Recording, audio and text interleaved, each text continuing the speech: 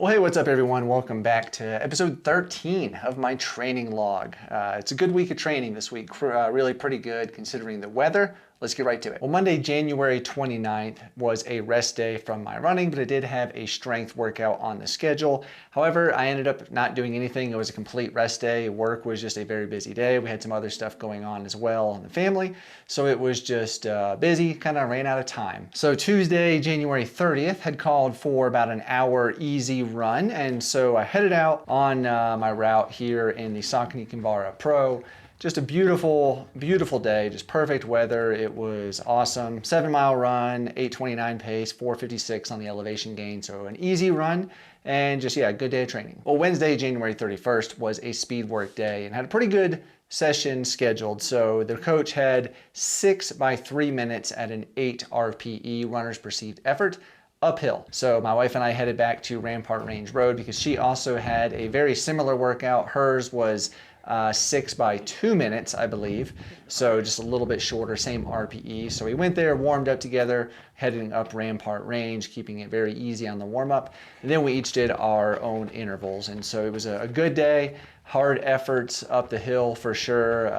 Yeah, definitely the last two intervals was definitely pretty difficult. I actually made an error when I was setting up the workout on my watch. I put 6 by 6 minutes instead of 6 by 3 minutes for some reason. So I had to hit the lap button on the watch to start it at 3 minutes or to end it at 3 minutes and go into the next segment. So that was fine, it worked out. But overall, good workout, 7.7 miles, almost 1,200 feet of elevation gain. Just a good day at Rampart Range wearing the Hoka Tecton X2s. But then again, after that, I had to do a strength workout that night.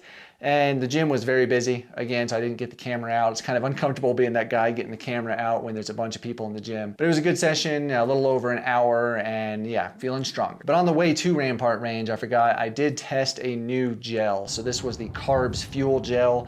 There are about 50 grams of carbohydrates and 200 calories in one gel. And it's a little bit bigger gel, higher volume, but the consistency was very, very thin, sticky feeling, and the taste was just, I don't know, not great. It's probably what I would imagine it would be like just eating straight corn syrup. So I don't know. I had a couple more gels I'm gonna test later in the week. And of course we have some more form drills from my strength coach, Mike Thompson. He's also a running coach like I've mentioned before. Take a look at these drills from Mike. Okay, this next one's pogo hops, almost like a jump rope, but moving forward. We're trying to teach our tendons to be nice and elastic. So there's minimal knee bend in the knee. Okay, this last one is bounding. It's like a low-grade plyometric. You're really supposed to extend the back leg, lead with the knee. If you missed the previous drills as well, a great set of drills from Mike to do before a hard effort. Take a look at the previous week's episodes as well. I've given about 2 form drills in each episode over the last 2 or 3 weeks. Well, Thursday, February 1st was about another hour easy run on the schedule. So I ran over to the High Chaparral open space. I was hoping that it would be pretty dry after the snow had kind of melted and we'd had some good days of some good weather. And most of the trails were really in good shape. There was a couple places that were a little muddy, but overall, it was in pretty good condition. And I was just wearing the Saucony Kinvara Pros, not any sort of trail shoes, so it was fine. Ended up being 7.3 miles, a little about 515 feet of elevation gain. Good run, beautiful, beautiful weather though. So Friday, February 2nd was a cross training day. And so instead of going out for a run, I chose to get on the treadmill for an easier power hike. I was not wearing the weighted vest this time. I went out at about a 15% grade. I think I might have gone up a little bit higher a couple of times, maybe to 20%, but just keeping it very chill, low heart rate, all that stuff, just moving well. Still got 2.74 miles, 2,500 feet of elevation gain, about 48 minutes there.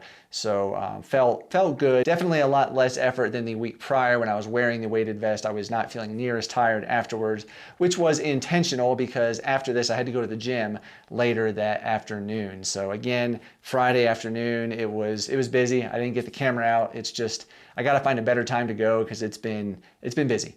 But it was a good workout. I'm definitely getting stronger, lifting heavier weights on the bench press. Well, not bench press, but a dumbbell bench press.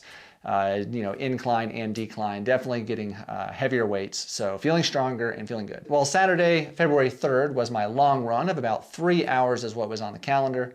So I wore the Hoka Tecton X2s and went out for a loop course that I had designed. And I did take the Insta360 Ace Pro because it was a very wet day. We were getting a very wet snow and I was worried about the possible lack of waterproofing on the DJI Osmo Pocket 3. So I took the Ace Pro out for a run. Well, I'm out here on Gold Camp Road, headed up, then gonna loop back around and come down High Drive. Woo. It's windy and wet, way wetter than I was thinking. This will be fun. We'll see how it goes.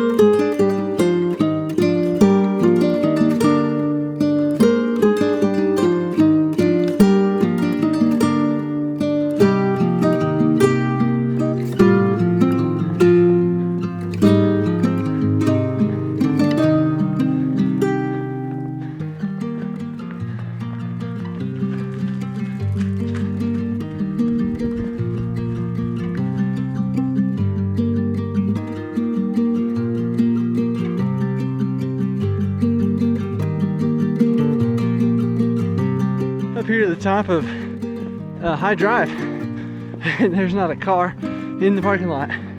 Wow, that's a first. All right, now we go up High Drive. Oh, snow's deep.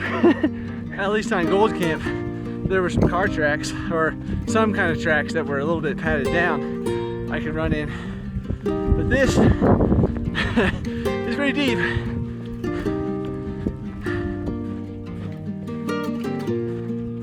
This is exactly the kind of stuff I was just talking to my wife about.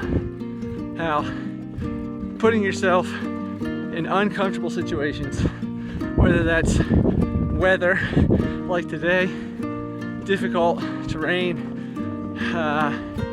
whatever it is, really helps you come race day. It just helps you to know that you can do tough things. Like this snow is like, I don't know, probably 4 inches deep. And it's a workout, but it's good.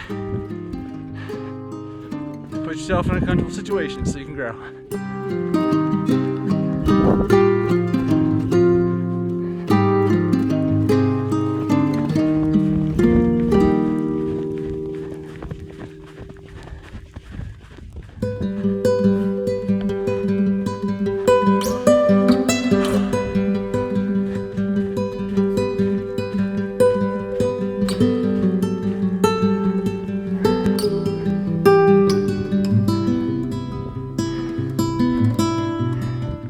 Just finished loop 1 back in the car. I got one more flask of gnarly nutrition. I decided to turn around and go the other direction, so I'm gonna go up High Drive and then come down Gold Camp. We'll see how it goes.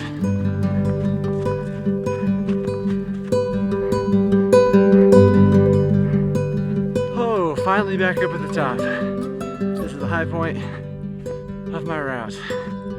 Oh my gosh. That was tiring, all this snow. Jeez Louise. Now to trudge down another, I think it's like 1.7 miles, something like that. So that parking lot I showed you earlier, and then run down Gold Camp. Alright.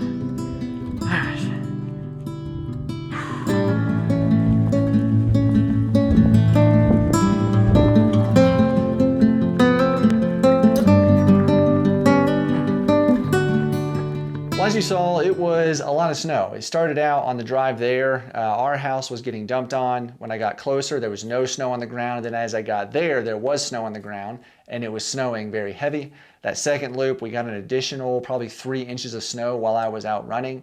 So that second loop coming back down Gold Camp Road was difficult. A lot more snow than when I went up the previous loop. So yeah, it was a tough run, but still a moderate effort. Felt pretty good overall. A little over 16 miles, almost 2,500 feet of elevation gain. Felt pretty good, I guess we could say. And I was using those carbs fuel gels again on this. I took 2 of them during this run on top of the gnarly nutrition in the flasks. And again, the consistency is very easy to get down. It's very thin, syrupy kind of like. Went down fine, but that taste is just not ideal. They need to add a little bit of flavor to it, but nothing like, don't go crazy sweet or sour like a candy. Just a little very subtle flavor of some kind would make it more palatable. So that brings us to today, Sunday, February 4th. I had about an hour and a half easy on the schedule today. So with the amount of snow that we got yesterday, there was still a ton of it this morning. We're actually getting ready to go to church this morning. I went outside to check the road to make sure that we could drive on it, and I almost fell twice. It was just solid ice. So we ended up watching church on TV, but I did hit the treadmill because I didn't want to go out and have to put on micro spikes or something, and just kept it easy on the mill. Watching some YouTube videos, and also Tacoma FD on Netflix. It's a pretty funny show.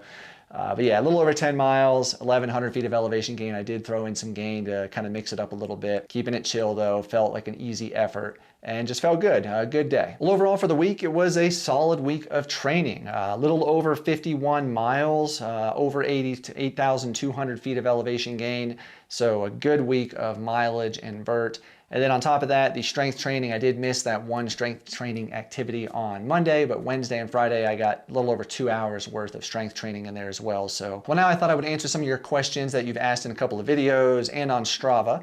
So CP Runs 4501 had asked if I prioritize the same level of strength training in the spring summer months as I do in the winter time. He says generally he does 3 to 4 sessions in the winter, but then when spring comes around, he's ready to hit the trails and kind of skips on the strength training a little bit. So great question. Many years prior and before this year, it's probably the case that I did. I would prioritize that strength in the winter time. Then the spring, summer comes along, I'm ready to get out, and it was very easy to skip a strength session in favor of a run.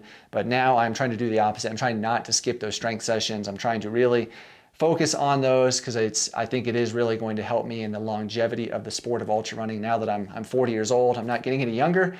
So I've got to build up the muscles around, the ligaments, the knees, everything to help them be stronger so I can continue to do what I love doing. So I'm going to really focus on prioritizing strength even in the spring and summer months. And then Mike's 7654 on YouTube had asked if I wear trail shoes for my snow runs, for traction purposes maybe. And yes, I've definitely done that. Even if I'm just running on a greenway, a sidewalk, at times when there's been snow, I've definitely worn the Challenger 7s trail shoe, kind of a road to trail shoe.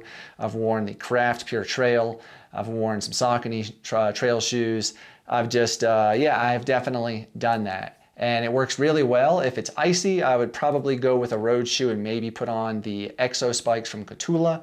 But yeah, absolutely. I would wear a trail shoe on the road if I'm going to be in a little bit of slush or some sloppy conditions. And then finally, Tino L on Strava has noticed that I switch between watches a lot in my activities and kind of asked, why? Why do I do that? And so I love the Apple Watch Ultra 2. I wear this daily as my normal watch. I sleep in it. I wear it all the time. The smart features, I love it. I do wear it when I go to the gym because that way if my wife texts me, which she's done many times, hey, can you stop at the store on the way home and pick up a loaf of French bread? I can do that.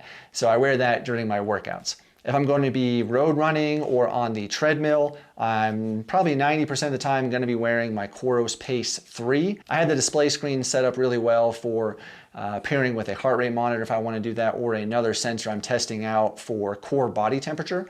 And so I can see that on here. It's a lighter watch, definitely a lot lighter than my Apple Watch Ultra 2 and the Coros Apex 2 Pro. So that's my go-to, probably my daily running watch. But if I'm going to be on the trails up in the mountains, I have a GPX route I want to follow. something like that, then I'm going to be wearing this guy right here. This is the Coros Apex 2 Pro. The navigation features on this are just great. The map, I can really follow that GPX route very easily, especially now that they have the turn-by-turn directions, which is just fantastic. And you can't beat the battery life. It's just amazing. So that's why I am wearing this watch. Although I gotta say, if I am in the mountains, 90% of the time I am gonna carry my phone with me. And I will also be wearing the Apple Watch Ultra 2 probably on this wrist here while I am wearing the Apex 2 Pro.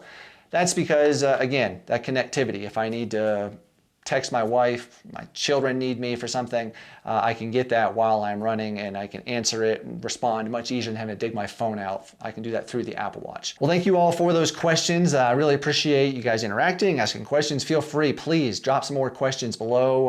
Anything, tech related, shoes, training, whatever you guys want to know, feel free to ask it below and I will try to answer it in next week's episode. Well, I've got about one more week of this training plan that I'm in right now, kind of in this 45-ish mile per week plan. So I got that, but then starting after that, so not this coming week, but the following week, I'm going into a much more difficult training plan. It's going to be very difficult. Lots of volume, lots of time on feet. I'm going from about 8 hours per week of planned activities for running up to at times 15, 16 hours. So it's going to be difficult, but it's really going to set me up for high volume for my 200-mile race. So excited to start it, a little intimidated if I'm honest. I've got midweek long runs of like 2-3 hours. So I got to figure out how in the heck am I going to do that when I'm working a full-time job and strength training. So it's going to be interesting. So stay tuned as we start training for 200 here shortly. Well, thank you all so much for tuning in for this episode. I appreciate it. Let me know below if you got anything big coming up as well. I'd love to hear about it. Stay tuned. It's going to be an interesting ride. If you have not seen last week's episode, go back and take a look at that as well. Thank you guys. I appreciate it. I'll see you in the next one.